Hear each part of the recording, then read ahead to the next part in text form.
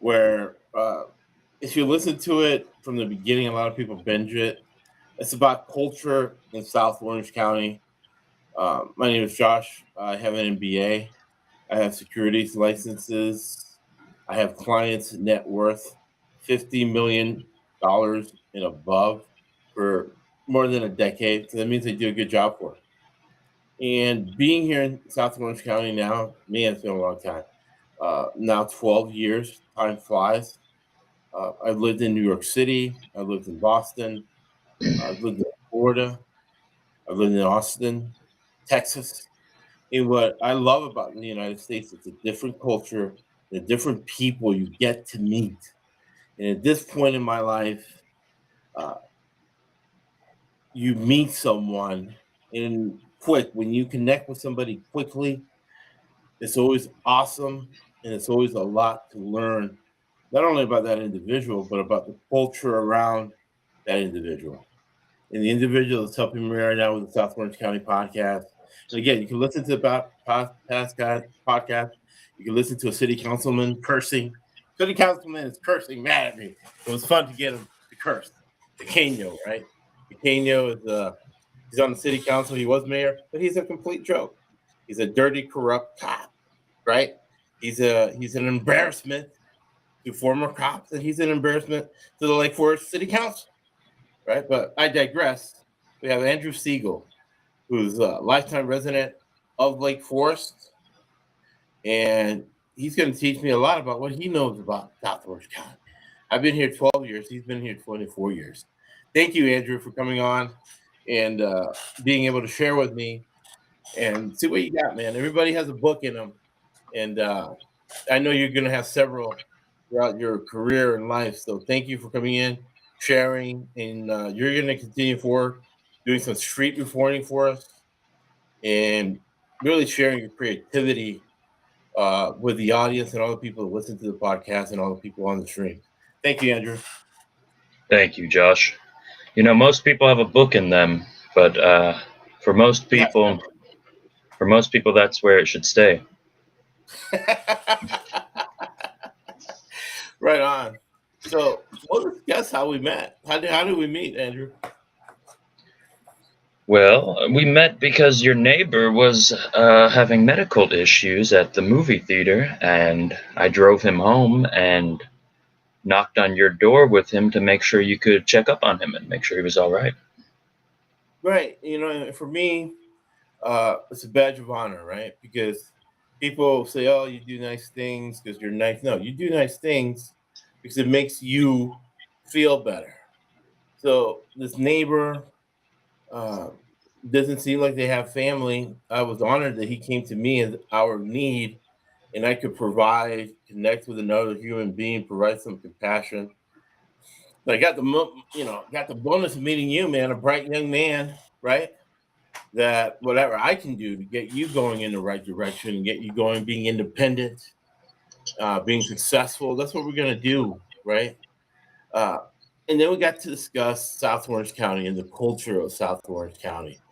And earlier today, you were sharing a story about South Orange County, um, the homeowners association.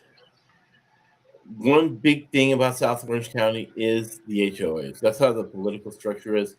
A lot of folks from the homeowners association end up being on city councils, and they're usually people who are full of themselves and control freaks.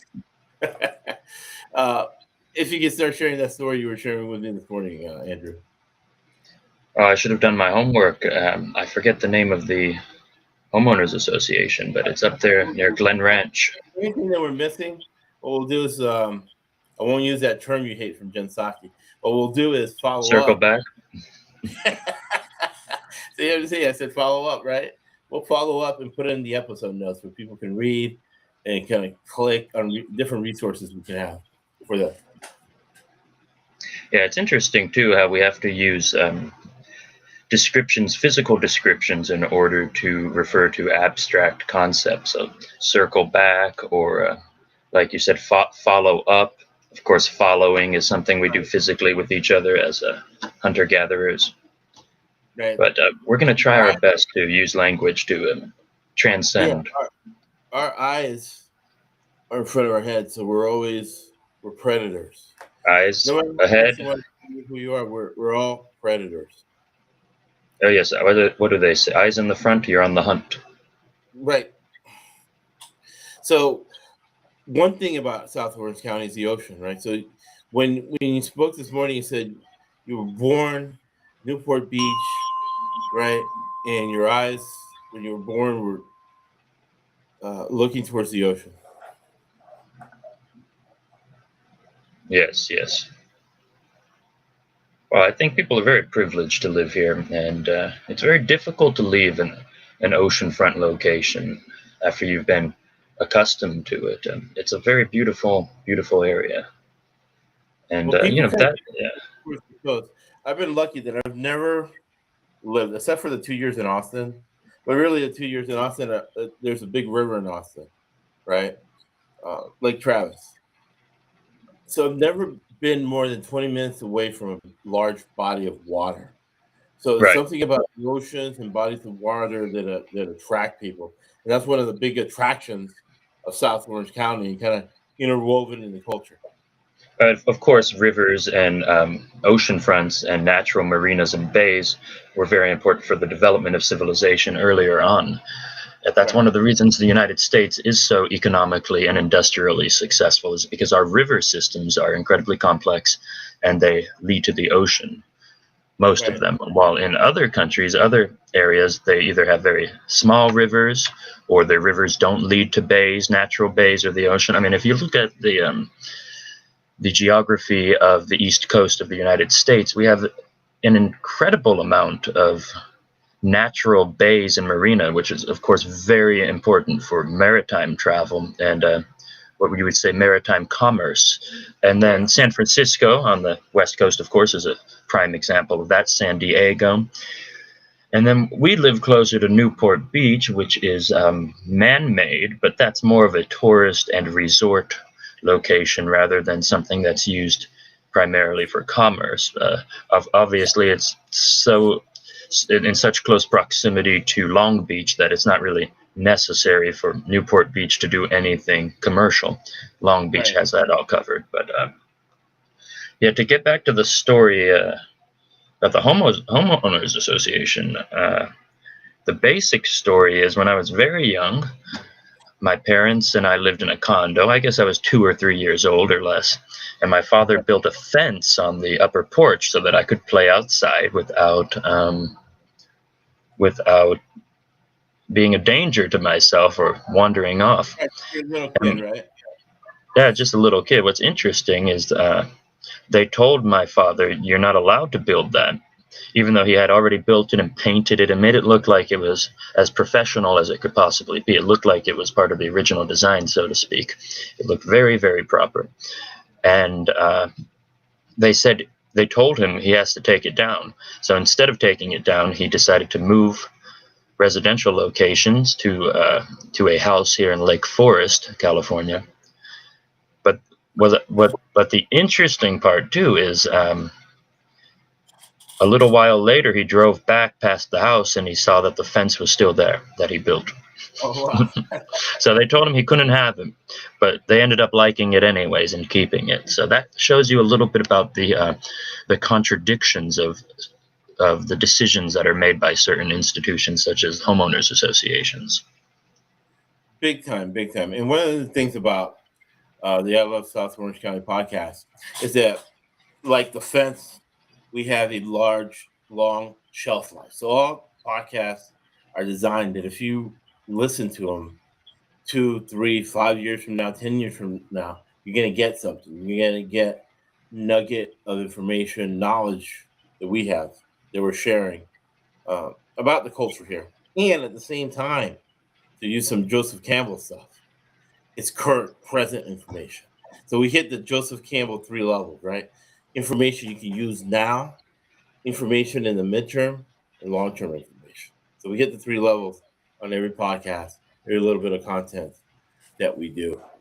I don't know if how this relates, but maybe you could riff off of this idea. I was reading about I think it's called the primacy effect, which has to do with people tend to say if you give people a list of 50 words, they're more likely to remember the words at the beginning. And then there's another name, I forget that's connected to that, which refers to also remembering things that happen at the end. And people are less likely to remember what happens in the middle, because I guess scientists or whoever studies this stuff determined or predicted or what word am I looking for here? That they have prognosticated or theorized, I should say, that this has to do with the fact that the brain is basically working on overdrive when it's being exposed to new material and new experiences. And so, your pupils will become more dilated oftentimes, and when something new and novel happens, your brain will be working on overdrive, basically, because it wants to take in all of the experience and make sure that it's not dangerous, make sure it consumes any information that's going to be useful or necessary for your survival in the future, etc. And then this relates to a lot of things, like first impressions.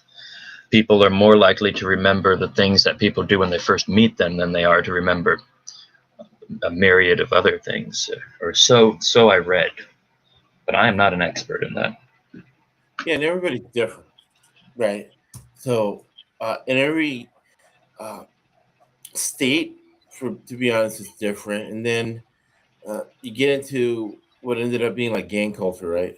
Where I'm from the 949, right? But I was always I'm from the 213, Yeah, I've right? seen the tattoos. Yeah. I'm from the 502, right? So it could change from block to block being different. So here in Lake Forest, been here 12 years. Uh, it seems, and you've been here 24 years, that it's a divide, right? It's a divide between transient people, right? Short termers who are here maybe 1 to 5, 7 years and they're gone, and people who have been here forever. Like us, I think you could put us in the forever category. I've been here for more than a decade, 12 years, and you've been here your whole life, right? How would you describe that divide with people you went to high school with, elementary school, people you went to high school with, and now you're early 20s working with? How would you describe that divide? And you work in the theater too, which is a great job for you. You see all kinds of different people coming in, and you get a lot of stories. If you could speak to that, Andrew. Which divide exactly? The cultural divide? The people who are in Lake Forest for 1 or 2 years, live in an apartment for 1 year and they're gone, versus the people who have been here forever that you went to elementary school with, high school. What high school did you go to? Oh, El Toro. Oh, you went to El Toro High. All right. So you know that guy in the wheelchair, that scumbag politician in the wheelchair was hanging at El Toro High. Scott Voights. Not completely familiar.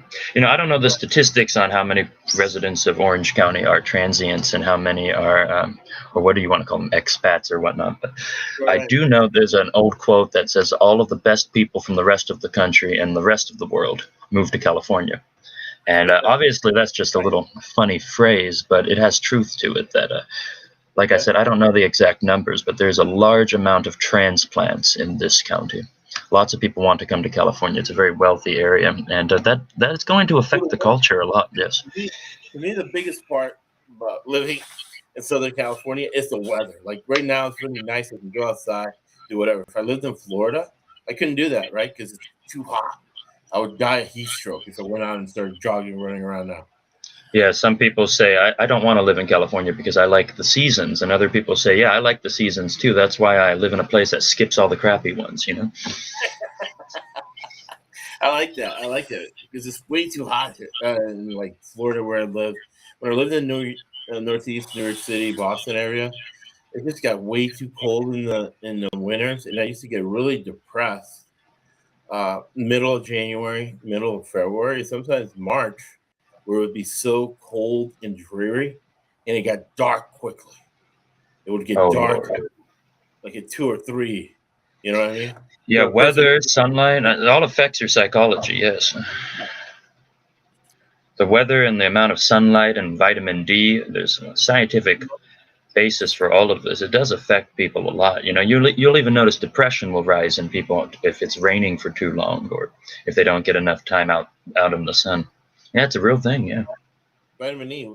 The sun has vitamin vitamin D. E, yeah, and vitamin D that really gives you a lot of good natural energy without taking a pill or taking an energy drink or anything. Just go out in the sun for a little bit.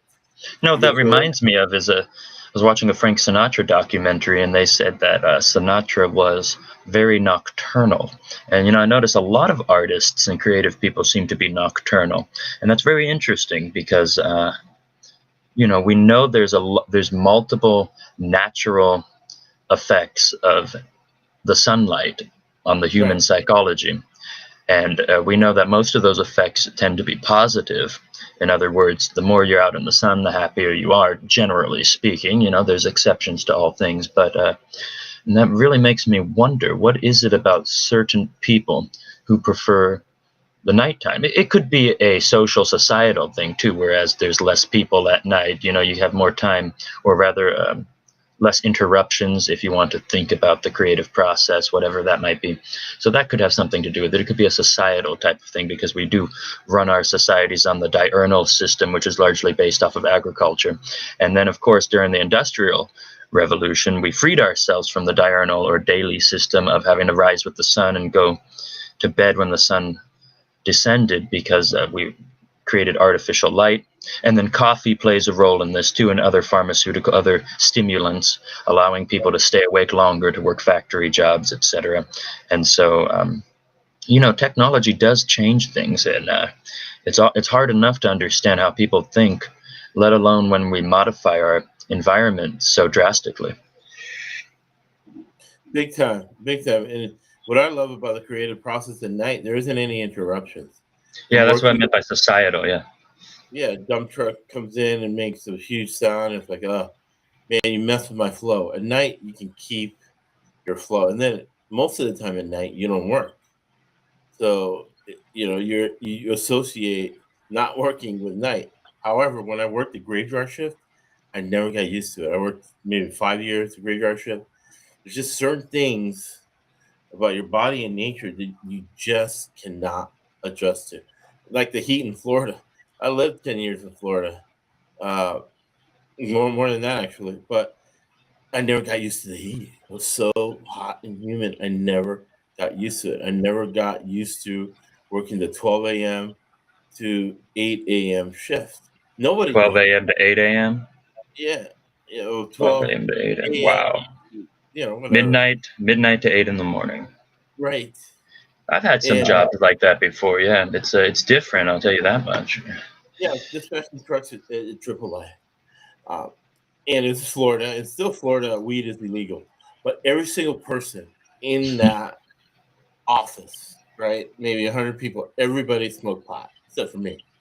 Right? Weed was just flowing everywhere, even though it's 100% illegal. We're talking Florida law and order state. Go to jail for many years for that. And working that shift, everybody fell asleep at 3 or 4. And there was just one or two people that when a call came in or somebody got stuck on the road will wake you up. Hey man, you got a call. You will wake up through the call and they go back to sleep. But everybody did because it was part of the culture there. So no, small sample size, but all the people working that third shift for the 5 years I worked there, nobody got used to the nighttime. Now, Hmm. when you go, to connect it to Lake Forest, uh, you as a young man, you're 24, drinking, you start drinking at 21, right? In Florida and in Northeast Boston and New York City. So I'll tell you about the culture there and compare that to Lake Forest. When I was your age, during those ages, I could party to about 4:30 in the morning. Regular established places were open till 4:30. How old You were you? your age. So let's call it 18 to 24. I'm 51 right now, right? So 25 years ago, 18 to 24, right? And that's the thing, right? People get diversity wrong, Andrew. People think diversity is about race, gender, or disability. It's so much more than that. Those are simpletons in major media trying to make things simple for you. Diversity is much more than that. It's region, exactly. It's business, really. It's being pragmatic and just making the right call, right? You Well, got there's been lots of studies that show that that a whole sorry to interrupt again, a whole multitude of differences between people, whether that's crime or education, which seem to be differentiated based on race, is actually based on culture. That it really doesn't matter where you come from to a large degree. It's more of a cultural thing, and that cultural similarities, for obvious reasons, happen to align racially oftentimes, with many right, exceptions.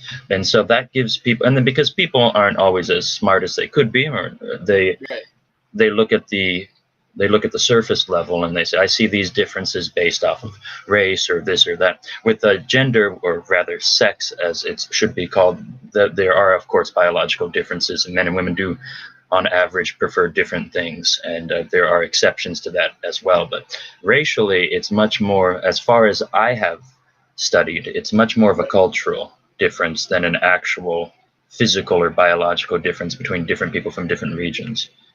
right. And as an MBA, right, as somebody who's on the board of the Orange County Diversity Council, businesses that are really diverse make 46% more free cash flow. So when you hear a company talk about revenue, they're full of shit. What's the real statistic is free cash flow. That's what makes you, besides being sustainable and being able to repeat the value at a high margin, free cash flow is what determines whether a company is successful or not, right? So diverse companies make 46% more free cash flow. And what is it, right? So let's say you have a team of 11 white guy engineers in their mid 40s.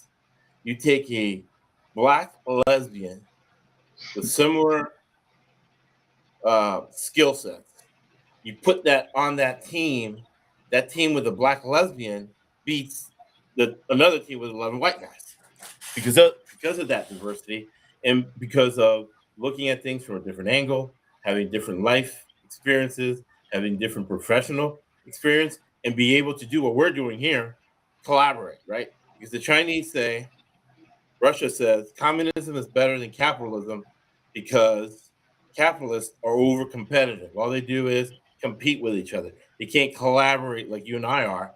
We're collaborating, sharing information, right? That's diversity. The United States has always been a melting pot.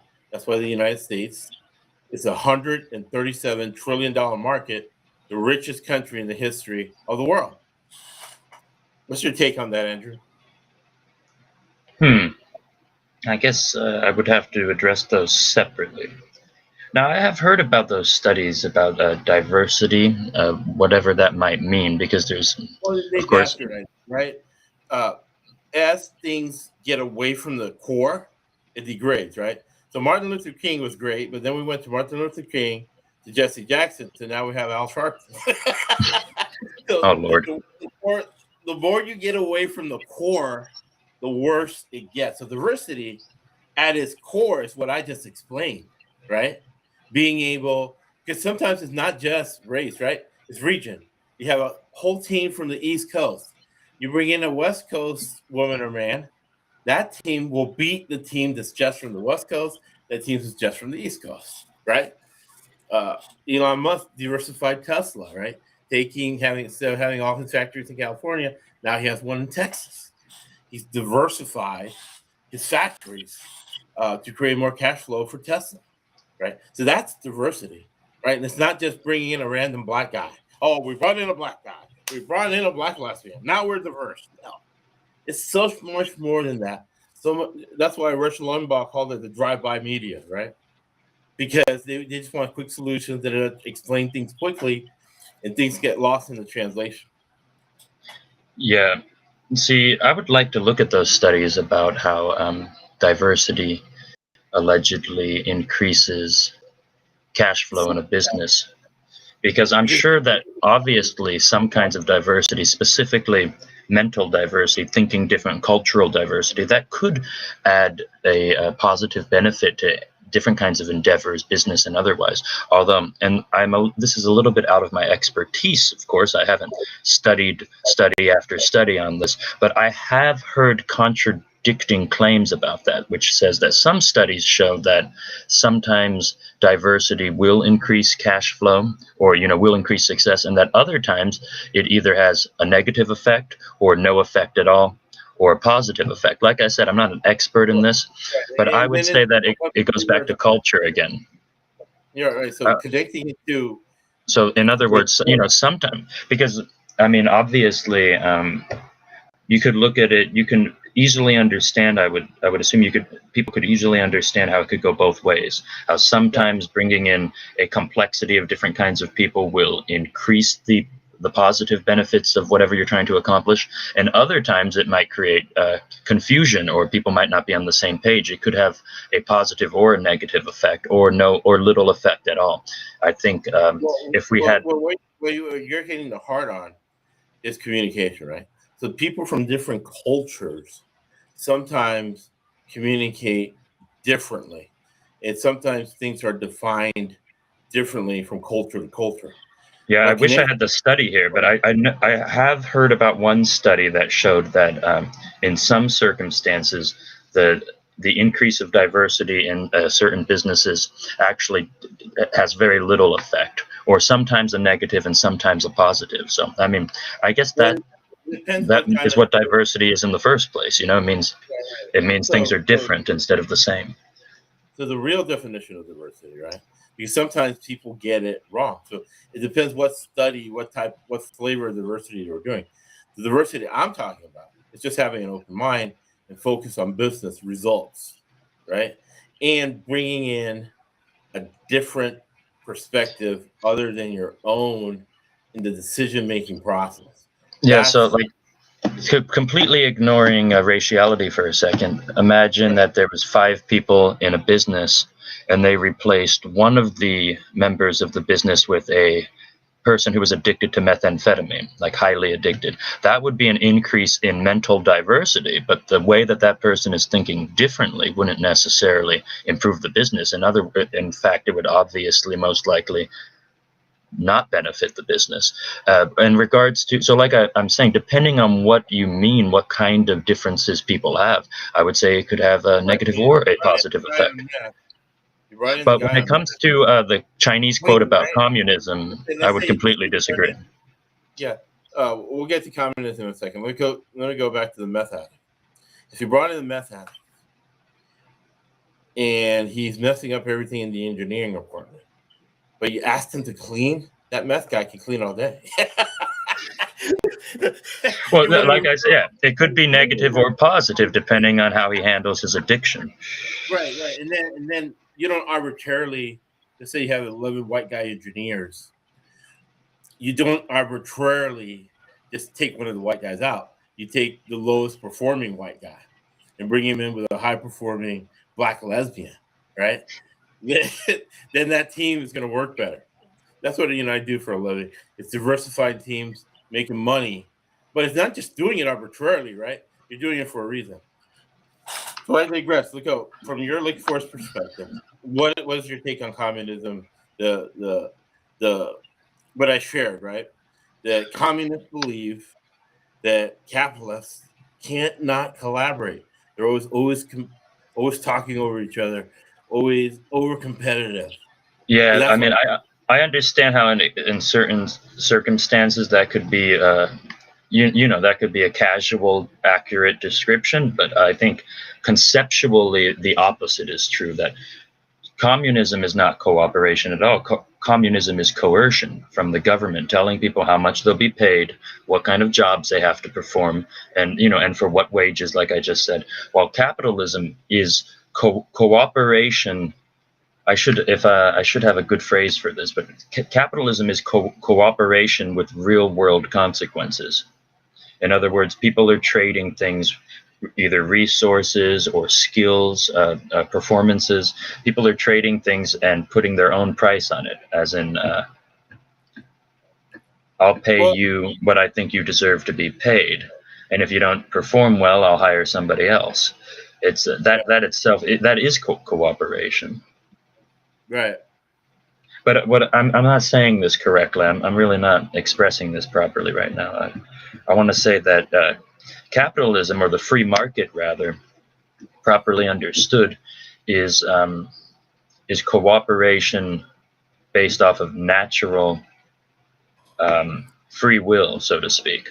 As in, if I want something, I'm going to have to cooperate in the sense of I'm going to have to pay you what I think you deserve and what you find acceptable as well.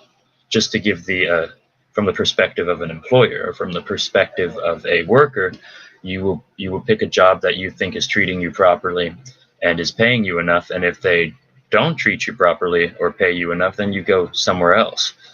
In communism, of course, you very rarely have that option, like in Cuba, where a large amount of people decide to be taxi drivers instead of doctors because, well, they are paid pretty much the same, or sometimes exactly the same. Right. My family's from Cuba. So my dad goes to Cuba all the time, making sure he doesn't go back. And the thing about communism is that they never go by the rules. There always ends up being some sort of kingdom. Like Putin is the king of Russia, basically. And what it is it ends up being a tighter mafia, right? A little tight mafia group of 2,000 people, up to 10,000 people. They have their own private armies separate from the government army, and they control things. But you're getting back to a key, right?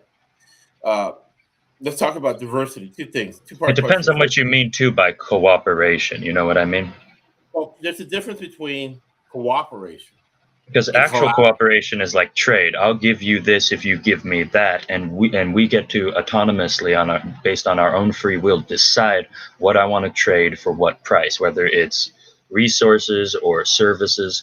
In communism, of course, that's all controlled by the government. So I'd say capitalism is I think I'm overcomplicating, and that's why I feel like I'm not saying it right. Capitalism, which is better defined as the free market, is actual cooperation based on the free will of the individuals. Now, of course, humans are apt to be corrupt, and so no system is perfect. And like you said, people do make their own little kingdoms. yeah, what we live is in a two-part system. We're 60% socialist and 40% capitalist. Yes, Also, yes, yes. So, well, maybe not that exact number, but I understand what you mean. Yeah. well, for me, it's that exact number because I haven't, doing the numbers, right? So as a professional, as an MBA, and somebody with securities license, it is my professional conclusion that the United States is 60% socialist, 40% capitalist. And as we circle back to Lake Forest, right? Two questions, Andrew. Uh, not to circle back like Jen Psaki. The P in Jen Psaki is silent, just like the P in President Biden, by the way. Right. So to link it back to Lake Forest, California, uh, speak to the diversity in Lake Forest, California. And this is something else people get wrong. We do not live in a democracy. We live in a representative democracy, not pure democracy where uh, the people with the most votes gets to decide. We do have No. called Yes, yes. elected officials, but most elected officials are put in there through big money, right, and big special interests. So, in through your 24 years here in Lake Forest, Andrew, speak to the diversity from your point of view, what your definition of diversity is. Oh How well, is the it depends on what you mean. I mean, we could bring up statistics about what kind of people live here and all that kind of stuff, or where they're from or what. this is the depth to it, right? 99%, it's less now, but let's say 90, between 70 and 90% of the people in Lake Forest are white. That doesn't mean they're not diverse, right? There's different Oh no, of types course, yeah. of white people in Lake Forest. There's the white person like you who's lived here forever. There's rich people who are white who have no class, and there's rich people who are white who have a lot of class. There's poor people in Lake Forest who are white, who have no class, and there's poor people in Lake Forest who are poor and have a lot of class, who are really Right. nice. If you look at Orange County or even South Orange County in general, there's a large Middle Eastern population as well as Asian, specifically in Irvine, and of course a large Hispanic population or Latino or what term have whatever Right. term you prefer. But Yeah, Latinos wrong too. There's Mexicans, there's Cubans like me who are the total opposite of Mexican. There's Guatemalans, right? And then there's people from South America, right? I So don't know if people, anybody's the total opposite of anybody else. but you know I what I'm think saying? we all have more similarities than differences, really, but most of the time. Most of the time. So yeah, talk to that. Talk to the diversity of people you see coming into your movie theater. Mm-hmm, mm-hmm. Well, like I said, I think it depends on what you mean by that, really. I don't really know how to answer that. What What do do you you mean? mean? Yeah, what's your definition of diversity as we get into it? It could mean it just means that things or people, anything is different. That's all, as opposed to homogeny, right? So it's like a square and a circle instead of two squares or two circles. Obviously, if you're performing some sort of geometrical experiment or you're trying to put what do you call it, slots into, I don't even know. No, right. I don't know what you're getting at, really. Well, let me ask you this: how has Lake Forest changed throughout your life? I guess I'm a little bit too young, really, to tell. I mean, I will say that to get back to what we were saying very quickly, Sure. conceptually, we live in a constitutional republic, not a democracy. It has democratic elements, of course, in which we vote in representatives. And, Right. of course, the actual voting process regarding the representatives is more complex than lots of people seem to know, as in how we don't directly vote for the president, for example. We vote for representatives, we vote for the president, et cetera, et cetera. And then, of course, that's just the conceptual element about how we're supposed to have democratically elected representatives based on the framework of our state and federal constitution. But, of course, like I said, there's corruption in every system too. So people are going to have clubs, and they're going to. I mean, Right. even the election of John F. Kennedy was famously largely. I don't want to say plagiarized, but there Well, was a lot the of mob, voter fraud. Yeah, right, Frank right. It was Sinatra and elected by Jimmy the mob. Hoffa and the rest of them. Exactly.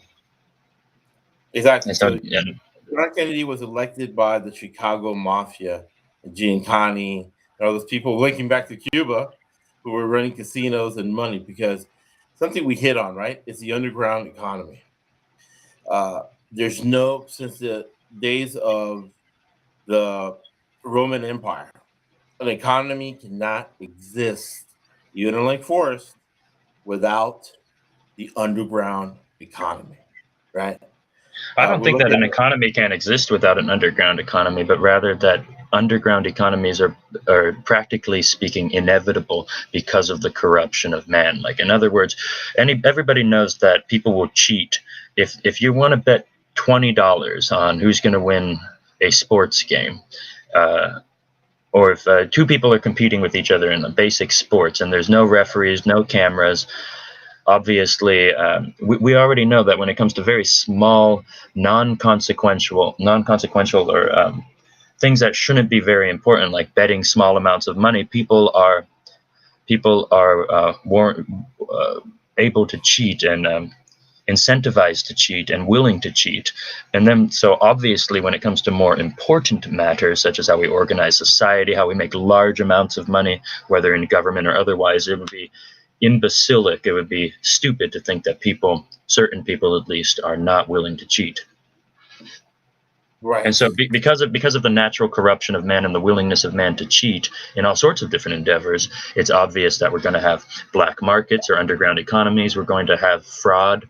When it comes to our political establishments and our electoral process, whether it's on the federal level or the city council level, we're going to have, and that also man is a complex psychological social animal, and so we're going to have all sorts of different clubs, so to speak, like, let's say in regards to a city council members, certain people, it's like they right. say, it's not what you know, it's who you know oftentimes. So things are murkier than people might want to believe sometimes, but it's also completely understandable, and it's completely natural. so to speak, that people are going to do things based off of their instincts, and they're going to be deceitful. And that goes for Lake Forest too? In your Oh, life? of course. I mean, we got more money here, and you know what they say: more money, more problems. More money, more corruption. Yeah. Well, money, I've been fortunate, lucky, and good to have been on both sides. I've been so poor that was poor because I You know, couldn't you want me afford. to say something else? Yeah, go Uh, ahead. in regards to how people are very psychologically complex, and that leads to corruption or Right, deceit. right, Where the money is, as that guy from Scarface says, you know, where the money is, that's where the women are, right? right. And Hey, no women, romance without finance. no romance without financing. And so there's a lot of money in California, and it's a beautiful place, and a lot of, well, I'm thinking about multiple things at once here. Let me see if I can get my thoughts straight. Let me see if I can say one thing at a time here. But I think for a lot of men, Right, especially if they're a little bit insecure, maybe they don't have a lot of experience with women, et cetera, things like that. They will, they can be very intimidated by beautiful women, and they right. can, and you know, at the same time,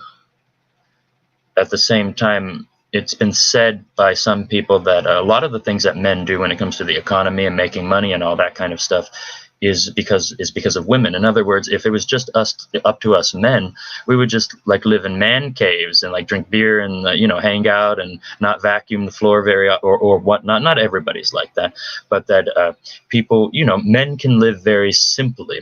But then why do men spend so much time and energy to make money in order to have nice houses and nice cars and all that kind? It's to attract women oftentimes, and then also to keep them in order to provide for your wife. Your wife who wants to live in a nice area, in a nice house. If it was just men, we just go out shooting and fighting and drinking beer and driving cars around and stuff like that. There's a Yeah. reason why men buy SUVs and stuff, and cars and instead of just sports cars and stuff like that, because so in places where there's a lot of money, I think the issues that arise from the battle of the sexes, so to speak, they just magnify. Well, the divorce rate is high in Orange County. It's about 80%. So 8 out of every 10 marriages in Orange County are in the divorce I hear five that. years. Yeah, I heard about that. Digress a little. You triggered a story I had because he's talking about how men are I intimidated. wanted to say one more thing too, is that divorces in this country, normally the divorce is filed by the woman, and one of the main reasons that women, as far as I've heard, file for divorce is because they start making more money than the man. Right. And then the man feels inadequate. And to Well, your no, point, also because mostly because women are hypergamous, so they're naturally trying to find the highest earning, most successful they always man. go up the ladder, right? Women in evolutionary psychology, women are always climbing the ladder. They're always going up. Exactly. No, that's actually like a feminist talking point. It's very where people say, where women say, "Oh, that's just because the man is insecure because I'm making more money," and it's most of the time it's actually that the woman doesn't respect the man anymore, or it's more or less, or rather that she's ambitious when it comes to her partner, and she wants somebody who makes more money than her. Right. They want somebody, they want to look up. They, you know, part of it's always two sides to something. But one side is that women always like to look up. They don't want to look down. They don't want, they don't want to be looking down. And when you're making more money than the man, you're looking down in certain cultures, certain societies. But to your point, it triggered me at your age, right? I was 25 years old. I was making decent money, and I met this ridiculously hot woman, right? And instead of taking her to Chili's or to Applebee's, I took her to an expensive French restaurant, right? I would not be doing that if she wasn't so hot and she didn't look so cultured, right? So I took her to an expensive French restaurant. Now, Mm. I was cheating because the waiter at this expensive French restaurant was a buddy of mine. So he was going to hook me up with a free expensive dinner. So, he hooks us up at the nicest table there. He's playing it up with everybody around. And I could not talk. You see how I am, right? I'm the biggest big mouth in the world. But I was in front of her and she was so beautiful, so stunning that I could not speak. Oh, I was like, whatever, and she was talking. oh, Just that's what with I'm all my saying. Yeah, women will do that to men sometimes. oh yeah, no. So I couldn't talk because she was so hot. You're not the And only one. so my friend comes and my friend, he'd be popping along. He's doing good with the conversation, even though he's a waiter. And then he's going through the menu, right? He's going through the menu and get down to uh octopus, right? And Calamari too. Yeah, yeah. So she said, you know what? She squid and goes, octopus. yeah. Octopus. She's like, octopus is a delicatessen in Japan. Mm-hmm. You ever see those people who eat them alive? Yeah, my friend the waiter was one of these guys. He was making like $100,000 a year, which was a lot of money 25 years ago. He was making a lot of money as a waiter, 100 grand as a waiter. But the guy was like a brilliant chemist, right? Oh, okay. Chemist, yeah. Yeah, he got into bad things, but he's doing fine. Oh, whoa. Uh, as Are a we going to chemist, get into that, or? now he's a multi-millionaire doing well. But he's like, he starts laughing. He's like, no, no, honey, which he shouldn't have said, but you're in the South, you can get away with it. He's like, no, honey, you mean a delicacy. You mean to say, because he's very educated, Ivy League guy. He's in the South. He's a waiter, brilliant chemist, sophisticated, good-looking white guy. He's like, honey, what you mean is that squid is a delicatessen, no, a delicacy. Delicatosen. Delicatesse. Squid is a delicacy in Japan. Mm-hmm. Aye. He's just like, no, delicatessen. And that broke me up, right? So that changed my psychology because then I was able to talk, right? And so this is what happens. The night gets crazier. Beautiful girl. She's about tiny bit taller than me, right? So she's about 5'8", 5'9". Beautiful blue eyes, brown hair. She had nice large breasts, beautiful ass. Hourglass figure, right? Her legs were toned. She was wearing the dress went down mid thigh. Her legs were just beautifully tanned. She was wearing a dress, right? I get the picture. So she's like, after dinner, we're having a good dinner. Now I'm relaxed, right? So that relaxed me. The fact that there's something else going on. She looked very sophisticated, but she wasn't. But she was gorgeous, but she was smart, right? She's like, hey, we're gonna go to my favorite Jamaican bar in Ybor City. So Ybor City is kind of like New Orleans, dark, seedy, right? But if you mind your own business, you're gonna be all right. We get to this bar, it's kind of popping, and she's like, oh, you want to play pool? So we start playing pool. And I kind of dart out, drink, and then you gotta make him want you, right? So I was gonna go to the bar, have a few drinks, bring her a drink, leave, and then have her come back and get me. So she, because you gotta create that desire and you gotta create that thing that even though you're fine, I'm not infatuated with you're gonna have to chase me a little bit too. So it worked to a T. She comes gets me. She's like, I'm playing these Jamaicans in the pool. Okay, sure. Next thing I know, they're playing for money. Of course, she loses 2 or 3 times. And then she's like, let's play for $1,500. So they put $1,500 cash to play for pool.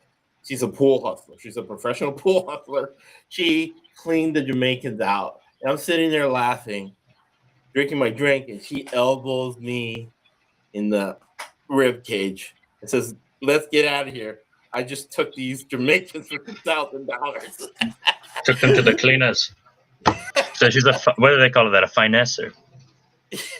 So she's like, let's get out of here. I got $2,000 cash. We cleaned the Jamaicans. She gives me $500 for the French dinner the waiter paid for. So we're leaving there. I'm up on $500 on the night. This is 25 years ago. She's up $1,500. We go back to her place, and she started peeling off. And she Really? peeled off one arm. Her whole arm had a bunch of tattoos all the I way up knew to her it. Okay, I didn't know it. That's interesting. What is she, a gangster, or is she's just a tattooist? Wait, what ethnicity was she? Japanese? She was white. She was a white girl, blonde hair, blue eyes, but Huh? hustler. She could play pool like She nobody wasn't else. half Japanese.